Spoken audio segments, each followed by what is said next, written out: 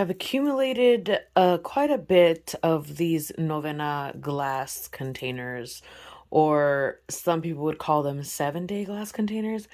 I don't like calling them that because they may or may not last for that amount of time. And not all of them are the same size. There are some thinner ones, there are some medium-sized ones, and I have this like behemoth over here. But either way, I am going to clean these out, get them rid of all the any residue they might have in them on this hot plate right here. And then I'm gonna wipe them down, clean them, and deep clean them too, so I can prepare them to make new candles with. So if you'd like to see that, stay tuned. Okay, so it's been on for like maybe a minute, but you see all that wax. I'm trying to get it to focus, but you could tell all the wax. There we go. It's pretty much melted out. So I'm gonna go ahead and remove this one, dump this wax, and wipe this down, and then move on to the next one. So I ended up actually just boiling hot water and pouring it in because I was able to get like the very bottom part of the wax, but I forgot that I can't fit my hand in there. So I used the boiling water method at the end. I'm just gonna, and as you can see, it's doing a great job of removing at least this one because it's black, so you can see it a lot better. And that's just smoke. But yeah, we're just gonna let this cool down, and then we're gonna remove the wax. So they are still cooling down, but as you can see, the wax is starting to solidify at the top. In these, there's still a lot of wax on the side, so I'm probably going to do another round of the hot water once these are cooled down. But I just let them sit here for like a couple hours and do other things meanwhile, or if I'm going to be out for the day, I'll just let them sit here for the day. So I ended up having to boil because there was just a lot of adhesive on the outside and residue on the inside after I did the hot plate. So I'll show you what I have now because these are still in the works. So this is what they look like now.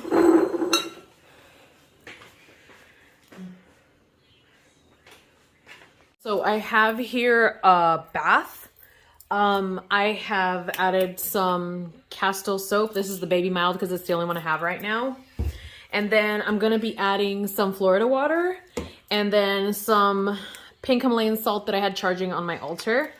Now I am prepared this bath to now further cleanse and also spiritually cleanse the vessels for the candles I will be making. So if you saw in the previous clips, well, obviously you did because this is a video that I'm compiling the clips in. Jeez, Jazz. So these are already clean, and I'm just going to be dunking them in here. I am going to also be saying some words. And this is almost hot water, or maybe to some people it would be considered hot. And I'm just going to be dunking these in here, as many as I can fit at a time. Then essentially, I've seen this also called baptizing because of the whole dunking in the water.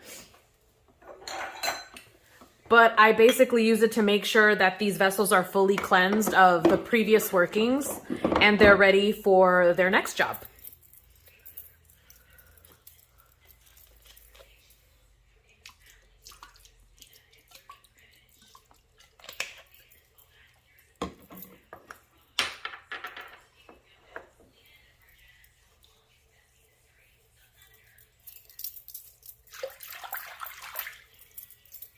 So, first things first, gotta stick, I'm using, hemp wick, actually. That's why it looks this color and this thick. But anyways, this is an old long match. I put double-sided tape on this end so I could stick it to here, so I could guide the wick all the way down. And then to attach this to the bottom of this glass, I'm going to be using hot glue gun. Or hot glue from a glue gun.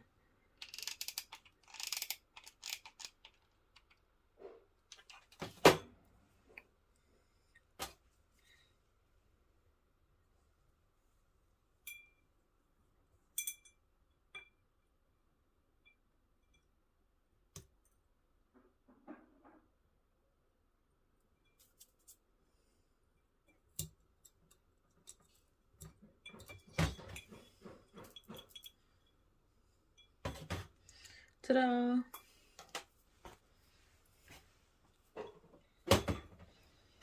So just repeating the process.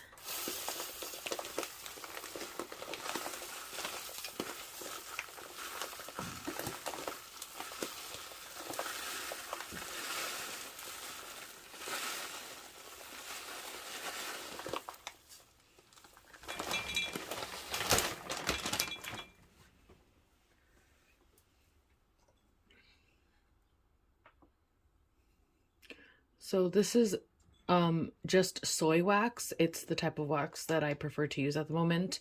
I also like to blend it in with some coconut oil, but I don't think I'm gonna do that this time around. I don't know, we'll see how I feel when it starts melting. I should have been preheating this, but I didn't, but it heats up pretty quick, so it doesn't really matter. And then we're gonna go ahead and melt this so we can start making our candles. I put the lid on. I know it's hard to tell, but it's already melted from the bottom significantly. I gave it a stir and then added more from the 10-pound bag. And out of the 10-pound bag, this is all that's left right now.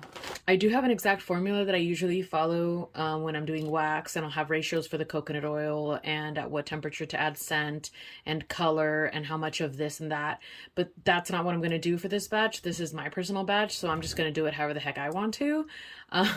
Me and my friend, or I should say Belen and I, she makes candles and sells them, and I have collaborated with her, and we did make a candle. It is on the second level of its testing phase right now, but that's where I use those formulas. For now, this is just for me. It's personal, and I just thought I would just show everybody, or not even show, just bring you along for the ride. Went ahead and gave it another stir. As you can see, it's melting pretty fast. Soy wax is pretty soft, so it does that. So I am going to be using dye chips. These were the first ones that I ever bought. They come in little bags like this with the colors.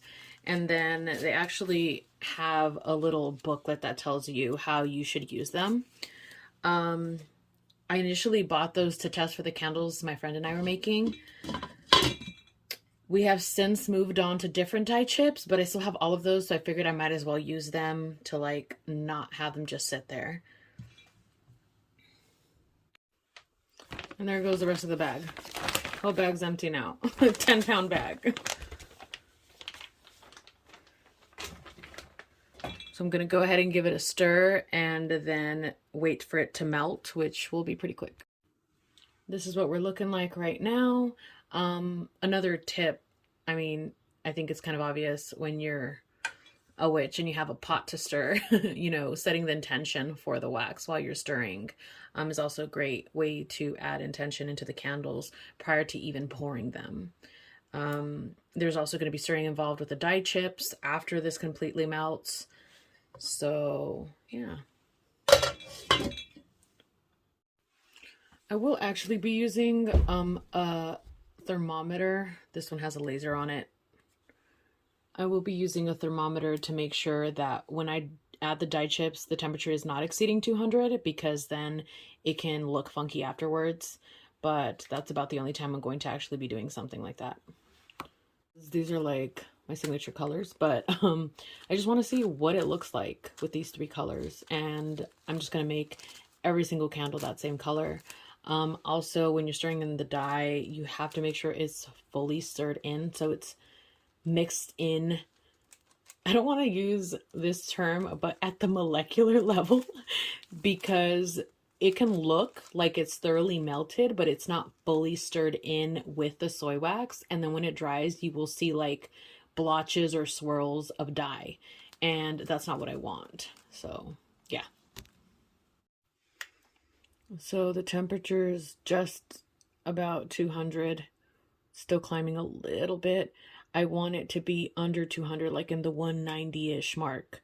So I turned the temperature down a bit to prepare for the dye.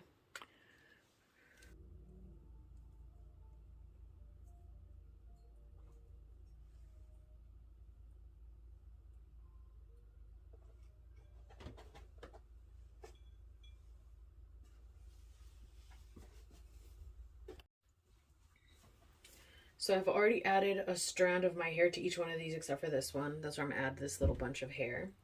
I also hope that y'all understand that I'm adding this hair because these candles are for me. I would not do that if I was making candles for someone else, obviously. But you can always add your own essence or hair, nail clippings, whatever, to your candles, even if you buy them from the store when you dress them.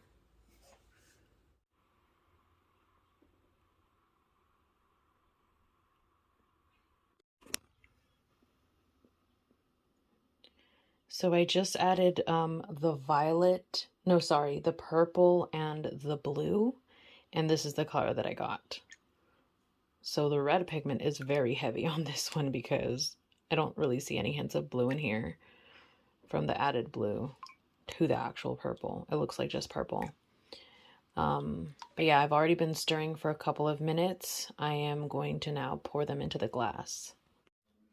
Okay, so they are setting, well, the wax is setting.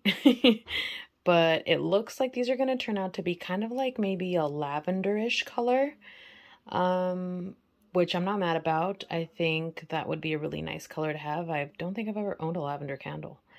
But I definitely would add like black dye chips to the next batch just to make it darker. And then if I want it more like purple, then I would add that other dye chip bag of the actual violet. But yeah, this is all, you know, experimental and fun. If I wanted to be more precise, like I said, I have formulas I could follow. Did not want to do that this time. I just wanted to throw everything together. And then luckily that 10-pound bag was enough for all of the containers that I have here. I did have some extra that I threw into some molds, but I'm not showing those in this clip, obviously, or else you would have seen molds. But yeah, that's the reason that measurements and temperatures and those other details of candle making are important, because you don't want to end up not having enough containers or enough wax or enough dye to produce what you're trying to produce. But like I said, this is all for my personal use, so this is the way I wanted to do it, and I just wanted to bring y'all along for the ride. I will go ahead and insert a clip of what they look like when they're fully cured, which, well, not fully cured, but like where they look solidified. Because after they're solidified, you want to wait at least a week before you even try to burn them. My personal opinion, wait 2 weeks minimum, but that's just me. Okay, so the sun's making it a little hard to see the color, but this is what we have. Beautiful purple color. Pay no attention to the wax dripping on the sides. So it's a beautiful, like, I want to say heavy, strong-ish pigmented lavender. So pretty. And now what I'm going to do is I'm going to grab the heat gun, apply heat to the top, and then I'm going to just dress it with a little bit of glitter. Then I'm going to trim the wick, not all the way, but just enough to where it's not sticking out of the glass. And I am going to cover it with probably some saran wrap, just so that it doesn't get any dust in it while they are continuing to cure. Okay, so these two are already dressed with a little bit of glitter, looking so cute.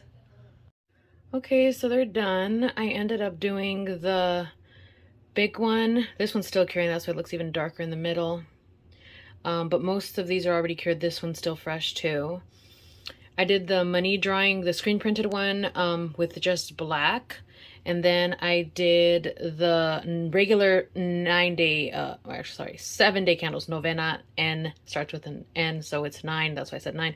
Anyways, 7-day candles I did with the same or similar glitter that I did with this, which is more of like a fuchsia with a little iridescent flake. And then the $3 Tree glasses I did with just the pink iridescent flake. So they are so pretty. I love it.